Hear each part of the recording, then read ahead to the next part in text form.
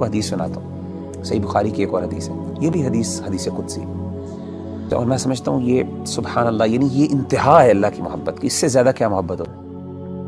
نبی صلی اللہ علیہ وسلم نے فرمایا کہ اللہ فرماتے ہیں وَمَا تَرَدَّدْتُ عَنْ شَيْءٍ أَنَا فَاعِلُهُ تَرَدُّدِي عَنْ نَفْسِ الْمُؤْمِنِ۔ اللہ فرماتے ہیں جب بھی میں نے کوئی بھی کام کرنا ہوتا ہے نا، مجھے کبھی بھی اس میں کوئی ہیزیٹیشن اور کوئی تردد نہیں آتا سوائے ایک کام میں۔ یعنی اللہ کہہ رہے ہیں کہ جب میں نے یعنی اللہ کوئی کام کرنا چاہیے، اللہ کو ہیزیٹیشن کس بات کی، تردد کس بات کا؟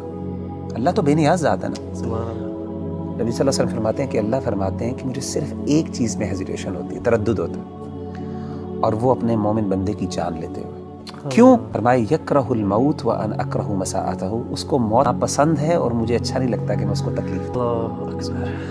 تو یعنی اللہ تو وہ ہے کہ تکلیف تو آتی ہے، لیکن اصل بات ہے کہ انسان کو جب یہ فیل ہو جائے نا کہ